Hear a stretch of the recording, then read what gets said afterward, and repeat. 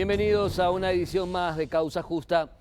Hay algo que preocupa y mucho a partir de las declaraciones del presidente de la Asociación de Fiscales del Paraguay, el doctor Ricardo Merlo, a mitad de la semana, de esta semana, que en conferencia de prensa advertía que el Consejo de la Magistratura no había respetado la carrera judicial de agentes fiscales. Y también daba a entender o señalaba una creciente preocupación con respecto a la inestabilidad laboral de quienes deben aplicar la justicia en este país. Y eso es grave. Que un fiscal, que un juez, que un camarista, que un ministro de la Corte, que un agente del Ministerio de la Defensa Pública no se sienta seguro en su puesto laboral, que cada 5 años tenga que recurrir a o B formas para quedarse en su cargo hasta lograr la estabilidad constitucional, preocupa. Para un país democrático, para una justicia eficiente, no es sano que sus agentes no tengan tranquilidad para trabajar. No es sano que aquellos que deben aplicar la ley en beneficio de todos los ciudadanos de este país no tengan tranquilidad justamente para trabajar, para no molestar de alguna manera a poderes o a cotos de influencia. Preocupa, pero también es absolutamente perjudicial. Y es perjudicial que aún en este país estemos hablando de la inestabilidad de fiscales, inestabilidad laboral me refiero, de fiscales, de jueces, de camaristas, de ministros, de defensores públicos. No es sano, no conviene a nadie que estas personas no estén tranquilas, que estas personas no tengan garantía para hacer sus trabajos de manera eficiente, no tengan garantías para hacer su trabajo de manera tranquila, no tengan garantía para aplicar la ley de manera igualitaria a cualquiera, al poderoso o al que no lo es. Y si el doctor Ricardo Merlo se expresaba de esa manera, públicamente, de una manera hasta diplomática, me imagino cuál es el sentimiento más real, más genuino al interior de la familia judicial. Que un juez, que un camarista, que un ministro de la Corte, que un agente fiscal, que un ministro de la Defensa Pública no se sienta tranquilo para hacer su trabajo, no les debe preocupar a ellos solamente, nos debe preocupar a nosotros, a la sociedad toda, porque significa que seguimos teniendo una justicia poco confiable. Y eso es realmente peligroso, triste y absolutamente antidemocrático. En el primer bloque vamos a abordar un tema interesante que tiene que ver con el servicio del transporte público y decisiones judiciales muy particulares. A la vuelta del corte.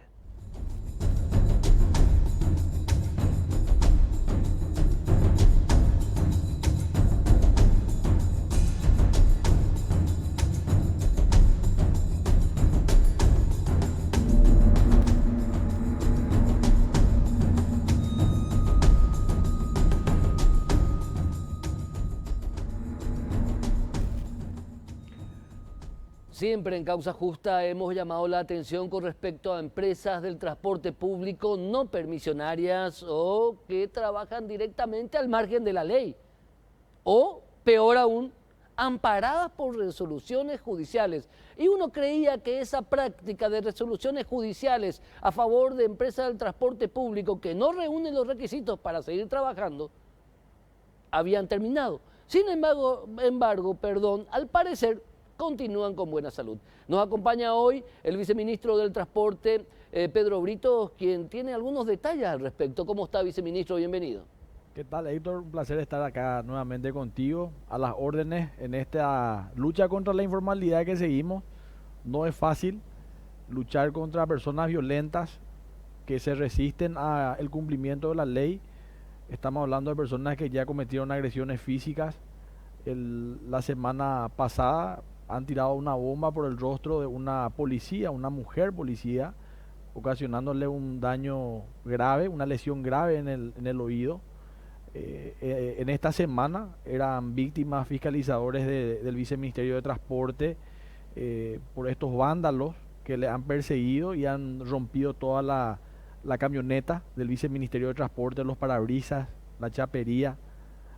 Y bueno, estamos con esa lucha hoy ya con un acompañamiento policial importante que estamos realizando los procedimientos, un procedimiento articulado ya que va inclusive desde la madrugada hasta altas horas de la noche, y es una de las herramientas que hoy estamos utilizando para combatir, porque efectivamente, Héctor, sin el acompañamiento policial es sumamente complicado.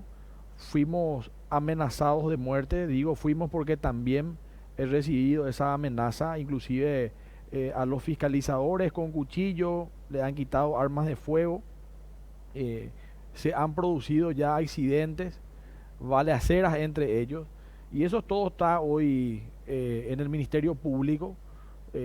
Hicimos todas las denuncias de todos los hechos de las agresiones, si bien es cierto, algunas son medidas de acción penal pública y otras privadas, pero con la esperanza de que las que son públicas, el Ministerio Público actúe con mucha firmeza. Debo decir y reconocer que hemos sido atendidos por la Fiscala General del Estado, la doctora Sandra Quiñones. Se ha armado una mesa de trabajo de la Fiscalía y en eso estamos trabajando también conjuntamente con la Policía Nacional, de manera un poco de combatir el flagelo, que no es fácil, pero que estamos obligados, Héctor, a seguir esta lucha contra la informalidad. Hay todavía resoluciones judiciales que amparan o se otorgan medidas. Esta gente no es investigada judicialmente, no es llevada ante los estrados judiciales. Hay una especie de impunidad que rodea a estas empresas. Son varias en el área metropolitana, viceministro. Bueno, estamos hablando de dos empresas que ya fueron canceladas. La línea 18 29 de septiembre, más conocida como la 18 Rojo, y la línea 32 Ciudad de Guarambaré, que fueron ya líneas canceladas por la justicia y que siguen utilizando artimañas para poder salir todavía en los corredores. Y en ese sentido, Héctor, debo de reconocer también que hubo un estirón de orejas desde la Corte Suprema de Justicia. Recuerdo que en aquella oportunidad, cuando me invitaste a tu programa, estábamos hablando de los jueces de paz que otorgaban los secuestros de los vehículos haciendo una simulación burda de una acción ejecutiva, y han sido intervenidos los juzgados, han sido amonestados, muchos de ellos denunciados en el jurado, que todavía no han tenido una resolución, vamos a decirle, de castigo ejemplar, que lo seguimos esperando y esperamos que eso sirva de ejemplo, ¿verdad? Porque esto se imita. Esta semana, cuando agarramos un auto fuera de parque, fuera del año de vida útil, sin ningún tipo de seguros, recibimos nuevamente un oficio de un juzgado de paz. Por suerte el oficial de justicia tenía vencido su registro, entonces nos dio tiempo para el día siguiente justamente ir a presentarlo escrito y acercarle al juez de paz los antecedentes de la denuncia que nosotros ya realizamos en la corte, en la superintendencia, y por suerte se pudo evitar ese secuestro. Continúa la práctica. Ustedes van, para que la gente entienda un poco, viceministerio, se van, un vehículo del transporte público que no tiene que circular, es ilegal, retiene el viceministerio, va a Corralón, el abogado de la empresa presenta en base supuestamente a un juicio ejecutivo ante un juez de paz que no revisa nada, presenta una acción de secuestro y el juez de paz, sin mirar nada, digo yo, ordena el secuestro de un vehículo que fue retenido por no cumplir leyes por el viceministerio. Y ese vehículo después sale otra vez a las calles, poniendo en peligro a todo el mundo. Esa es la historia que continúa. Así es, así es. Por suerte hoy ya en menor medida le dimos mucha batalla judicial, mucha presencia en cuanto a los estados judiciales para poder poner también en conocimiento a los magistrados de estas situaciones, comenzando de la propia corte, porque es una simulación, un juicio de simulación burda que hacen una acción preparatoria de una compra-venta y un incumplimiento de pago. Entonces dentro de la cláusula figura que en caso de incumplimiento tiene que secuestrar el colectivo, entonces van con eso, ¿verdad? Pero en realidad que no es así. Estaban circulando de manera ilegal por las calles. Y bueno, hoy estamos con esta lucha. A pesar de todas las limitaciones, Héctor, es una de nuestras banderas, vamos a seguir luchando. Es muy tedioso, es cansador, es peligroso, pero es nuestra responsabilidad. Vamos a seguir desde el gobierno nacional, tenemos instrucciones precisas del presidente de la República y del ministro Arnoldo Vince de seguir combatiendo la informalidad y sobre todas las cosas de fomentar la formalidad, Héctor, porque hay estos ejemplos son malos ejemplos para el sector de transporte y por otra parte también desmotivan a los empresarios del transporte a invertir en nuevas flotas, a comprar más buses, a reforzar las inversiones en las empresas para mejorar la calidad de servicio. Pero si vos tenés una empresa que no paga IPS, que no paga impuestos, que no paga los cánones del Ministerio de Obras Públicas, que no pagan las multas del Ministerio de Trabajo, que tienen cuenta en el Banco Nacional de Fomento, o sea, así cualquiera se va a convertir en un mega empresario. Entonces, con todas estas falencias, eso desmotiva a la inversión y hay antecedentes, Héctor, desde el año 2015 que el sector privado, el sector de transporte se vino haciendo una renovación importante de flotas y es algo por la cual nosotros tenemos que velar. Entonces, yo vuelvo a repetir, la legalidad le conviene a todos los paraguayos de bien, sin distinción de posiciones sociales, porque hoy estaban algunas personas, me estaba diciendo por Twitter, pero ¿por qué si ese colectivo entra en tal parte y entra en barrios humildes? Pero el problema no es con nosotros, no es con el viceministerio, no es con Pedro, el problema es con la ley. Al existir resoluciones judiciales de cancelación, se tiene que respetar y eso va para mí y para cualquier ciudadano. Estas empresas están canceladas justamente por no cumplir las medidas para comenzar de mantenimiento de la unidad, porque esas empresas no respetan leyes laborales, porque esas empresas tienen sus unidades peligrosamente destartaladas. Y también otra cuestión, esto es con respecto a lo que queda bajo el control del Viceministerio del Transporte, pero hay un vacío legal. ¿Qué pasa con las unidades del transporte público urbanas que están habilitadas por las municipalidades que no controlan un comino? Y uno puede ver en ciudades del área metropolitana, Asunción luego para comenzar, pero en otras ciudades del área metropolitana, a unidades internas, que se le dice internos, que es una locura que sigan circulando, es un peligro. Totalmente. Y nadie controla eso, por ejemplo. No, totalmente, en realidad que debería controlar los municipios. Yo tuve justamente en estas semanas que pasaron conversaciones con algunos concejales municipales justamente sobre la situación de los internos municipales.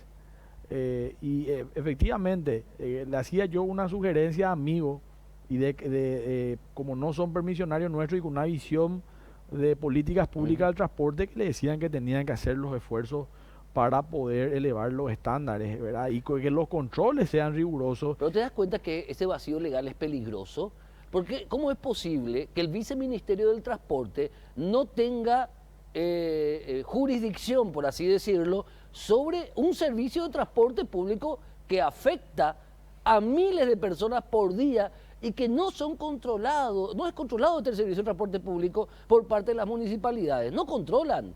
En algún momento, Héctor, esto es una cuestión constitucional, las municipalidades tienen sus autonomías, pero en algún momento yo sé que se va a tratar seguramente de aquí a un tiempo una futura reforma constitucional.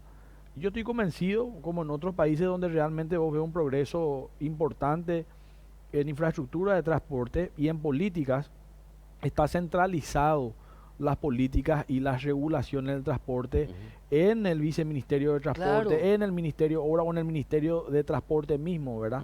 Entonces hay como una autonomía para poder justamente con fuerza establecer las políticas públicas del área metropolitana de transporte en base a ciertos estándares, ¿verdad? Y eso vemos una gran mejoría y eso va a seguir siendo un problema hasta que no tengamos la facultad o que no haya una institución que se pueda centralizar. Vale la pena también decir de que llegar a eso implica una decisión política y una decisión administrativa por parte del Estado de una inversión fuerte en transporte público, en cuestiones subsidiarias también.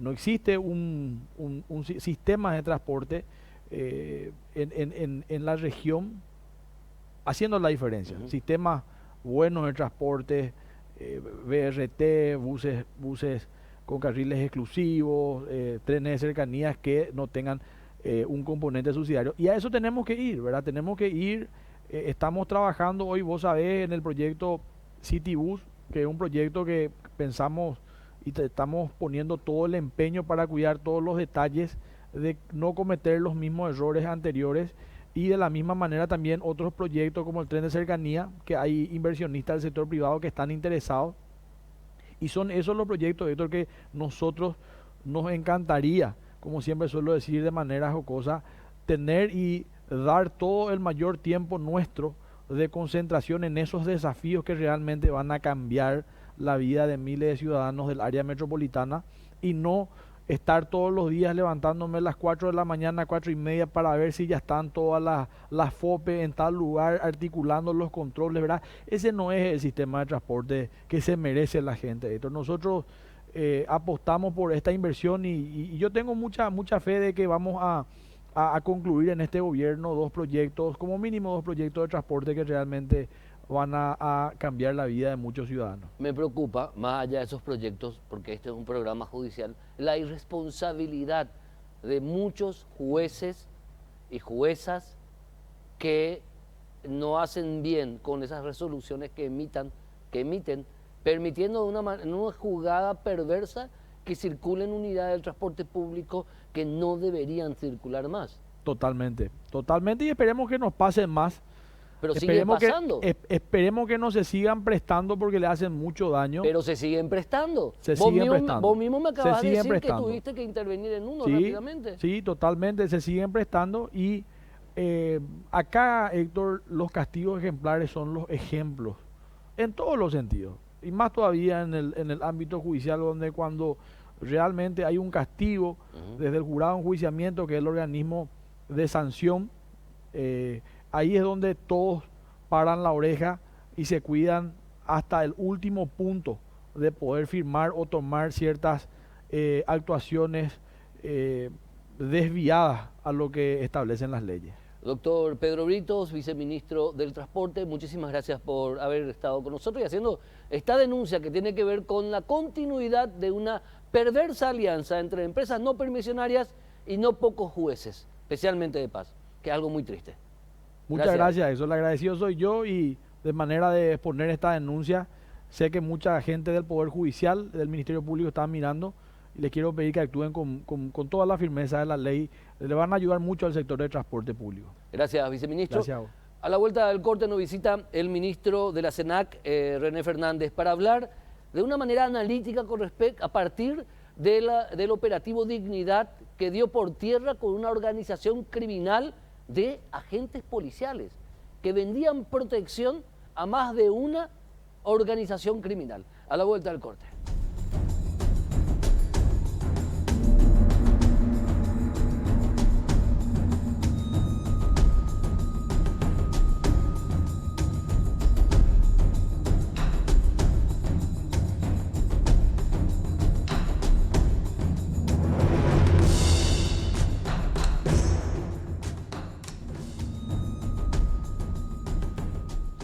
En el editorial de la semana pasada habíamos hablado que el Estado paraguayo, y no Mario Abdo Benítez, estaba perdiendo la guerra contra el crimen organizado.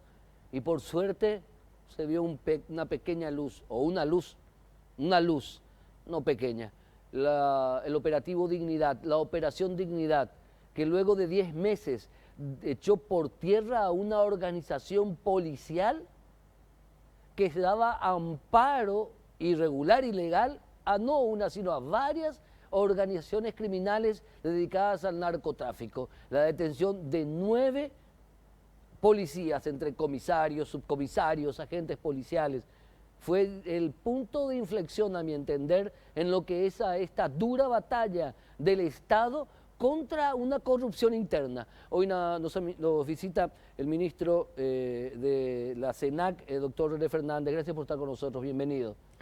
Muchas gracias, Héctor. Buenas noches a vos y a toda la audiencia. ¿Cómo observamos, ministro, este tipo de eventos que tiene que ver, donde uno tiene, por un lado, alegría porque fue un éxito de la justicia, por otro lado, tristeza porque se confirma este matrimonio entre quienes deben protegernos con aquellas organizaciones criminales?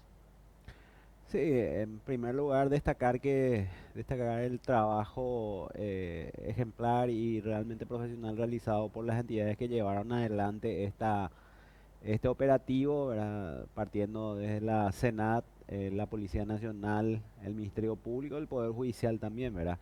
De hecho, esa ya es una evidencia de una buena actuación de los funcionarios. Pero por supuesto, el aspecto negativo, el aspecto lamentable es que se constata una infiltración, una actuación no acorde con la ética, con los principios del buen gobierno, con normas penales de funcionarios que están a cargo, en este caso, de la seguridad de la ciudadanía. O sea, más allá de de las reflexiones que podemos hacer en cuanto a las reformas que hay que seguir profundizando en estructuras como la de la Policía Nacional, la moraleja o la enseñanza que podemos sacar de este caso es que tenemos que seguir progresando, tenemos que seguir avanzando y tenemos que seguir profundizando en todas las herramientas y en todos los procesos de prevención y prevención de la corrupción y de depuración de aquellos cuadros, de aquellos funcionarios que no se adecuan a la normativa legal. Pasa por nuevas leyes, pasa por nuevos organigramas. Me refiero a las agencias de seguridad. No me refiero a la corrupción que tiene que ver con la administración de la cosa pública, me refiero a la seguridad, que la seguridad esté permeada por agentes del crimen preocupa y es absolutamente perjudicial para un Estado democrático. ¿Qué hay que hacer con respecto a eso puntualmente? Uh-huh. Bueno, dejando siempre en reserva que debería ser objeto de un estudio un poquito más profundo, de tal forma tener un diagnóstico así más claro. Lo que tenemos en este caso es una evidencia de que esa infiltración, ese compromiso que tuvieron estos agentes del orden con el crimen organizado debe alertarnos y debe desafiarnos para fortalecer, como te decía, por un lado las herramientas de prevención que están presentes en todas las entidades del Estado.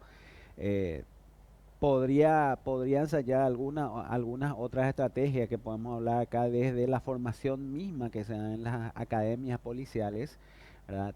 En los protocolos y en el seguimiento que se hace en la actuación de los distintos funcionarios que están prestando servicios en zonas sensibles.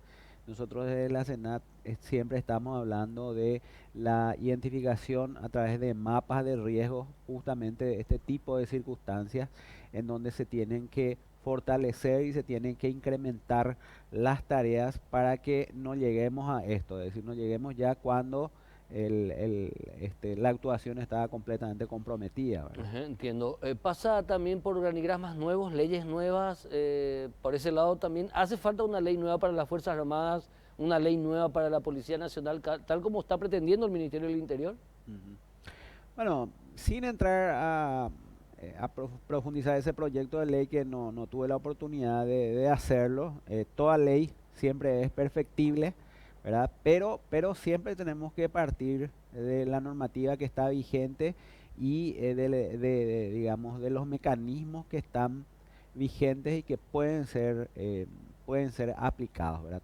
Como te decía, todo ordenamiento jurídico es perfectible. No quiero opinar sobre el proyecto del Ministerio del Interior porque supongo yo que es fruto de un estudio también que los mismos habrán realizado. Pero hasta tanto y cuanto el Parlamento Nacional no culmine ese estudio, tenemos las herramientas en el ordenamiento jurídico para enfrentar, para mitigar este tipo de peligros y en su caso también sancionar aquellas conductas que se detecten en ese sentido, ¿verdad? Ujú. Yo creo que mucho depende depende de la actuación de los órganos que están constituidos a través de las leyes, a través de la Carta Magna y todas las instituciones deben cumplir con sus roles en ese sentido. Entiendo, pero no están cumpliendo adecuadamente. Ujú. Hay un control interno que no se hace. Ya. Y bueno, hay que revisar esos mecanismos.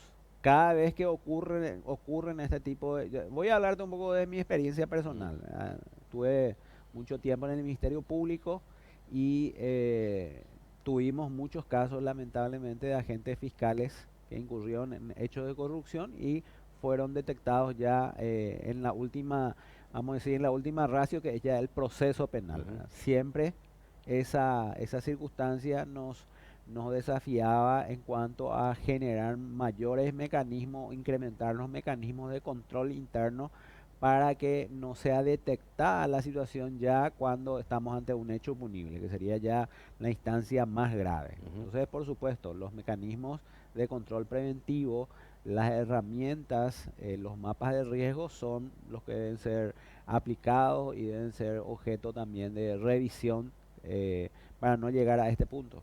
Bien, con respecto a lo que es la CENAC, la Secretaría Nacional Anticorrupción, ¿está enfocada hoy día en una reorganización, una ampliación de sus funciones? ¿Hay análisis con respecto a corrupción interna? Sí, siempre recordar que la SENAC tiene una faz de herramientas preventivas y de fomento a la transparencia y también una faz que tiene que ver con una investigación administrativa que puede derivar en una investigación penal, ¿verdad? Esa faz que recién a partir de mediados de este año entró en vigencia es la que estamos profundizando, estamos buscando las herramientas en ese sentido para que sea más Ujú. eficiente esa tarea. Es un desafío, es un camino todavía largo por andar porque en ese sentido la Senat no está diseñada presupuestariamente, no tenemos los suficientes recursos humanos y recursos también técnicos, pero sí estamos tomando ese desafío. Hay varios casos que estamos llevando adelante y tenemos también planeado ir proyectando otras actividades vinculadas específicamente a la investigación de hechos de corrupción que pasan desde ilícitos administrativos que podrían no constituir delitos hasta conductas que también pueden constituir hechos punibles. Ujú. En la observación del esquema del Estado, ¿están identificados los puntos en donde, como en un mapa, como decías, ministro, están los focos en donde debería prestarse más atención en lo que hace a la prevención? Sí, sí. Y mira que una buena evidencia, si bien hay que complementar con otra información, es el cúmulo de denuncias que recibimos en la Senat. Nosotros estamos enfocándonos especialmente en aquellas instituciones o en aquellos casos en donde permanentemente está llegando el mismo tipo de denuncia. Ese es un indicio ya, es una alerta, una luz roja que a nosotros nos llama para focalizar. Y después, ese tipo de información puede ser complementada, por ejemplo, mismo con aquellos casos que llegan a ser judicializados, es decir, hechos punibles que se producen en el marco de una institución, bueno, generan justamente la necesidad de la revisión de los mecanismos preventivos. Ujú. Estamos trabajando en ese sentido muy, eh, digamos, coordinadamente con la Auditoría General del Poder Ejecutivo. Recordar un poco que la SENAC y la Auditoría General del Poder Ejecutivo respondemos a las entidades o estamos vigilando realizamos nuestras actividades dentro de las entidades que dependen del gobierno, es decir, del Poder Ejecutivo, Claro. incluido empresas públicas, y ese es un poco nuestro ámbito de actuación.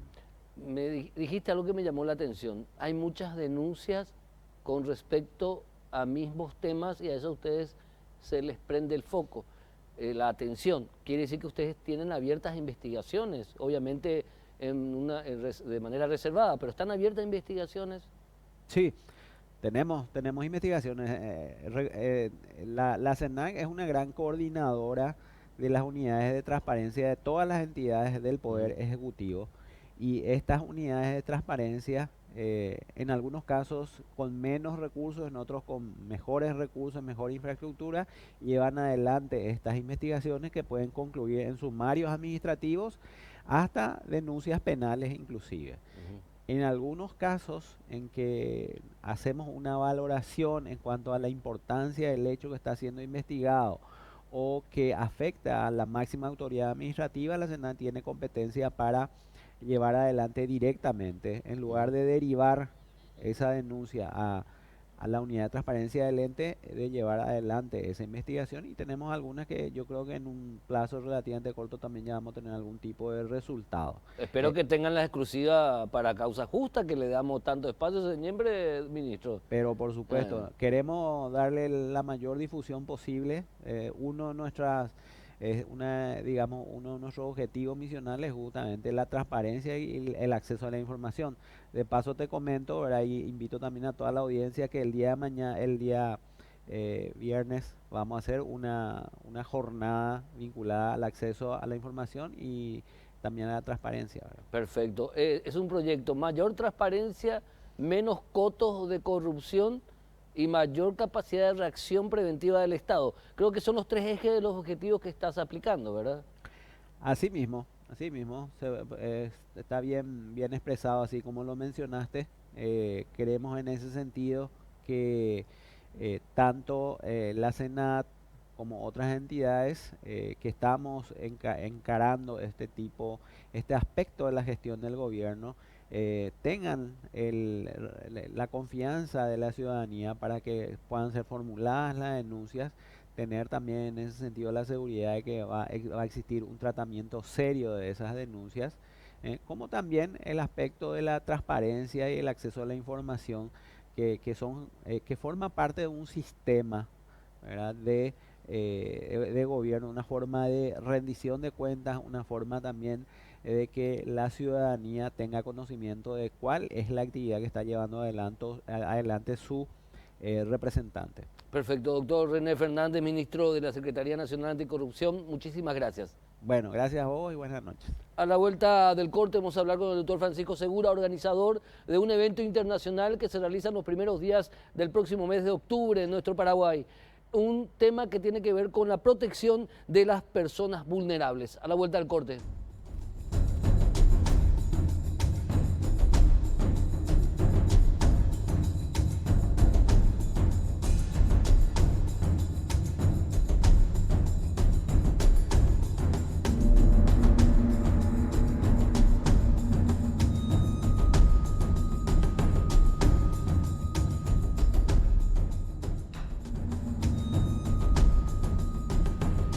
El 3 y 4 de octubre próximo se realizará en nuestro país un congreso internacional sobre un tema que aborda la protección de las personas vulnerables. Nos acompaña hoy el doctor Francisco Segura, quien es el organizador principal de este evento académico. Gracias, doctor, por estar con nosotros. Bienvenido. Buenas noches, Héctor. Muchas gracias por el espacio. Un espacio de discusión, de debate, pero que tiene que ver con una edición ya más del Congreso Iberoamericano de Derechos Privados. Claro, esto pertenece a una asociación que ya tiene más de 20 años, que se llama Asociación Iberoamericana de Derecho Privado, que organiza, entre muchas otras actividades, un gran congreso anual en distintos países. Y el 2019 le cayó en gracia que el capítulo Paraguay de la organización tome a su cargo el congreso. La verdad que nos tocó un año un poquito difícil, como todos sabemos, pero logramos sacarlo adelante con los auspiciadores que nos apoyaron, particularmente las asociaciones de magistrados fueron muy llanas a colaborarnos en mucho, si no, no hubiera sido posible hacerlo. Y es un evento muy importante. Cuando hablamos de protección de personas vulnerables, es muy general. ¿Cómo podríamos abordar y explicar? Y son temas técnicos que no sé si les pueden parecer tan atractivos a la audiencia, pero básicamente, para hacerlo en 2 frases, el derecho privado moderno produjo un cambio radical en los últimos 40 años. El derecho privado moderno se fundamentaba básicamente en el equilibrio, en la idea de que el derecho debía mantener las condiciones de equilibrio para que las personas pudieran desarrollarse libremente. Ese equilibrio se rompió hace mucho, se rompió por las desigualdades sociales, por los desequilibrios económicos, por la falta de oportunidades, por las deficiencias físicas de muchas personas que gracias al avance de la medicina hoy pueden tener vidas muy productivas a pesar de esas deficiencias o esas incapacidades secundarias que puedan tener. Y todo eso fue generando que el derecho privado empiece a mutar hacia lo que en general se llama la protección de las personas vulnerables, que es una manera un poco más elegante de decir personas débiles, porque suena un poco ofensivo. Entonces se utiliza el término personas vulnerables. Y ahí aparecen institutos como el consumidor, los derechos de los pacientes, la responsabilidad médica, que tristemente ha estado tan de moda en estos días, ¿no es cierto? Las mujeres en general, como siempre un problema latente todavía, sobre todo en nuestra sociedad. Los contratantes más débiles frente a cadenas y grupos de contratos. ¿Cuántas veces tú has tratado aquí en tu programa de algunas empresas que recién el viceministro hablaba de empresas que utilizan figuras de otras empresas, el mismo microbús que pertenece a una empresa, luego a otra, y todo eso engloba el tema de vulnerabilidad, o sea, cómo el derecho interviene, generalmente a través de los jueces, de los buenos jueces, cómo interviene para corregir esos defectos que la sociedad moderna ha visibilizado, que hace 40 o 50 años existían, pero nadie les daba atención. No entiendo. ¿En este congreso van a acudir representantes de...? Tenemos representantes en esta oportunidad. Bueno, la Asociación Iberoamericana tiene prácticamente todos los países, pero por distintas razones, para este congreso tenemos visitantes de más de 30 expositores de 10 países de Iberoamérica. Mucho, 30 expositores. Mucho. La verdad que tiene que sentirse orgulloso Paraguay, a la gente le gusta venir porque la verdad que es todo un récord de asistencia de expositores.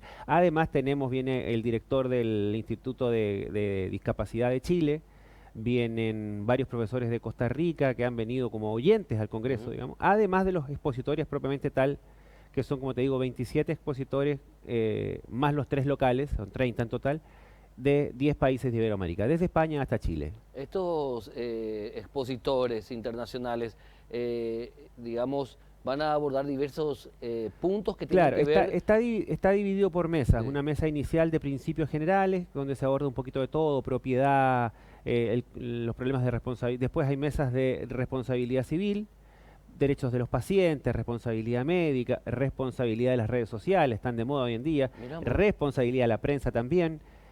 Luego mesas de contratos básicamente enfocado a la protección de los consumidores, los usuarios de transporte público, los usuarios de tarjetas de crédito, los usuarios de también de las redes sociales, y en general una mesa final que es muy interesante donde se habla de vulnerabilidad en general, discapacitados, tercera edad, niñez, un poco de todo. Es bien completo el Congreso. Qué interesante, abierto obviamente para personas del ámbito del derecho, pero para cualquier ciudadano. La verdad que que hasta el día de hoy ya tenemos afortunadamente más de 80 ya inscritos de distintos grupos, pero está abierto para el que quiera. Las acreditaciones son el mismo día 3, de 8 a 9 de la mañana, la mesa de acreditaciones, en el lugar del evento. No sé si se puede pasar, como dicen en la prensa, el chivo. Sí, después me van a cobrar a mí. Bueno, no te pero en el Gran Hotel del Paraguay Sí. se realiza el evento, en los salones del Gran Hotel, que son muy, muy tradicionales, y la acreditación se realizará para los que no han inscritos todavía, el día jueves 3. El jueves 3. Entre 8 a 9 la acreditación y a las 9 empieza la inauguración del evento. Jueves 3, viernes 4 de octubre, este de 8 a evento 6. internacional es el vigésimo cuánto. Es el 14 Congreso de Es el 14º Congreso Internacional de Derecho Privado. Así mismo. Qué interesante realmente. Dirigido a público que tiene que ver con el derecho. Claro, en realidad hay de todo, porque De puede todo. ser muy útil. La gente Para no médicos. Claro, la gente no necesita, la gente que no esté interesado en todo puede asistir solo a las mesas que le interesan. El programa está disponible en Facebook, pueden buscarlo en la página de la Asociación Iberoamericana de Derecho Privado.com o en el Facebook 14 Congreso Iberoamericano de Derecho Privado. Ahí pueden ver el programa o bajarlo como quieran, y ahí pueden elegir la mesa. Por ejemplo, una asociación de consumidores, que hay varias en Paraguay, seguramente le interesaría mucho ir a la mesa del consumidor. Un juez de la niñez o un defensor público capaz que le interese mucho ir a la mesa de vulnerabilidad. Un abogado empresarial posiblemente quiera ir a la mesa de responsabilidad. No es necesario que vayan Los médicos, claro, a la los cuestión médicos, de... hay un profesor cordobés que viene de altísimo prestigio, Manuel Cornet, que lleva años investigando responsabilidad médica, que tiene una charla sobre el punto que evidentemente le puede servir a cualquiera que esté en el área. Entonces, la gente puede, si quiere, asistir a las mesas que le interesan como tema. Y obviamente el que quiere participar de todo el Congreso lo puede hacer. Perfecto. 14º Congreso Iberoamericano de Derecho Privado. El doctor Francisco Segura, como miembro titular del capítulo Paraguay de esta importante organización, realizando, digamos, esta invitación. Está abierto a la gente que le interese no solamente el mundo del derecho, el mundo comercial, el mundo de las protecciones a nivel general. Cuando hablamos de Paraguay, hablamos de un país débil institucionalmente con respecto a la protección de las personas vulnerables finalmente, doctor. Y en Paraguay ocurre algo muy particular. La respuesta tiene dos caras. Si lo vemos desde el punto de vista de la legislación, uno podría decir, tenemos mucho. Por ejemplo, tenemos algo que incluso ni Chile tiene, que son tribunales especializados en niñez y adolescencia. Ahora, si vamos a la realidad, la verdad que tenemos un largo camino y el país tiene una sentida deuda con sus personas más vulnerables, sin lugar a dudas. Institucionalmente estamos atrasados en el derecho o en la administración. En el manejo, en los conceptos, en las visiones, yo creo que hay todavía... han entrado muchos magistrados nuevos, jóvenes, y se está sintiendo un cambio, pero los cambios llevan tiempo. El derecho, tú sabes, lo sabes muy bien, el derecho se mueve al ritmo del elefante, no al ritmo de la gacela. Entonces los cambios demoran. Yo creo que estamos por el buen camino, pero hay todavía muchas carencias. Sobre todo en Paraguay todavía está muy instalado socialmente que hay ciertas cosas que están bien, porque así son. Niños trabajadores, lustrabota, violencia doméstica, el abuso al consumidor que sufrimos todos, seguramente todos los muchachos que trabajan aquí contigo lo sufrirán, intereses abusivos, largas esperas en las colas en alguna compañía, de cualquier, no voy a decir nada para que nadie se enoje conmigo, Claro. Pero saben a qué me refiero. Entonces está en el día a día. Este es un enfoque técnico de un problema que está en el día a día de las personas. Que le puede dar la herramienta a muchos Sí, por profesionales, eso digo, a yo estudiantes creo, también. sobre todo a las asociaciones, Sí. asociaciones de pacientes, asociaciones de consumidores, asociaciones de personas de distintas tendencias alternativas, como le llaman ahora, ¿no es cierto?, LTGB, que vayan a las mesas, que escuchen cuáles son. Hay profesores de España, profesores de Costa Rica, que ustedes saben que Costa Rica está muy avanzado en tema de derechos humanos.